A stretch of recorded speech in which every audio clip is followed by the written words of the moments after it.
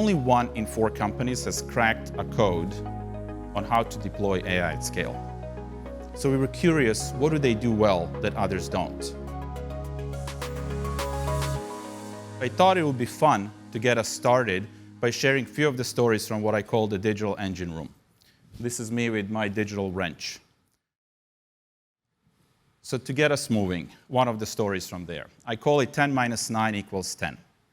Visualize a workflow or a process or a piece of analysis that you do that you know that currently takes you 10 days, and you know it could be done in a day if you deployed AI and technology in the right way.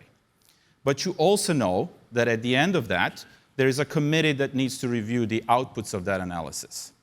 And the kicker is that committee meets only once every 10 days.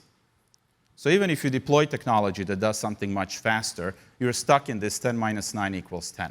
And very few companies know how to tackle that and deal with those bottlenecks that are shifting. The second story is what I refer to as 75% is greater than 95%. Visualize a really good data science team that is known in the organization for the accuracy and level of quality. And now, because they are our AI folks, we ask them to deploy Gen AI in the organization. So after months of now fine-tuning the models and evolving what is available off the shelf, they get to 75% accuracy with these models and a lot of hallucinations.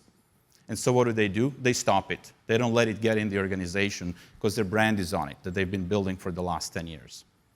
The kicker in this story is the humans performing this task currently are at 50% accuracy. So we have technology that can make our lives easier, and we've assigned it to the people we trust, but we just cannot get it into the field. These are the two dynamics that I see over and over. What are the right bottlenecks, and how do we assign the right teams to tackle them? There are 3 things they do really well. First one is they get right to the 70. Visualize total effort that you're putting into deploying AI at scale.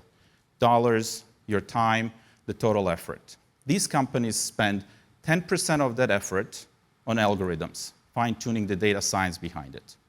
They spend 20% of their total effort on the plumbing, the right tech stack, the right data at the right moment to the right individuals. It can be scaled.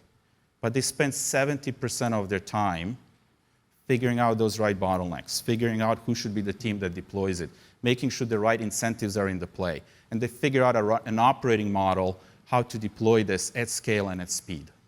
That's the first thing they get right. The second thing they get right is they focus on the core. They don't shy away from going at the guts of the business. It's not about deploying technology and support functions to get a little bit of efficiencies. It is going in their core workflows. So if you're a software company, you're deploying it in writing the code and code development. If you're an insurance company, you're going after underwriting processes. If you're a biopharma, you're going after R&D. Because if you tackle those, the value is much higher than if you go after the support functions. And the leaders get it. They double down on those plays. The third thing they keep doing well is they dig deeper where it matters. Average company, based on this survey, has 6 to 7 use cases per workflow. You pick your favorite workflow. The leaders have only 3. But they go deeper, they spend more on them, and they're more persistent in the motion of deploying it. And it pays off. What we're seeing on average is that companies in that leading bucket, they grow 1.5 times faster than their peers. And in addition to that, the return on the investments they make is also 1.5 times. So with this as the backdrop, I wanted to tee up 3 questions for all of you for the next few days. So first one is for the tech vendors. Anyone from the tech vendor world in the room, even if you don't like being called vendor? Yeah? So I want you to reflect on what are these bottlenecks and problem statements at your companies that you're serving that are preventing them from scaling up. Because if you don't help them with that, they're going to be your bottleneck to sell even more of your technology to them. The second one is for the executives. Anyone who feels like an executive in the room? Few, okay? Even if you just want to be. The question for you is, what is the operating model that you're putting in place so that you can digest this technology at the pace that it's coming at us? Right? It's not going to slow down. So what are you doing, and how are you making sure that you're tackling the right bottlenecks and putting the right incentives in place? And the third one is for the entrepreneurs. Any entrepreneurs in the room starting a business?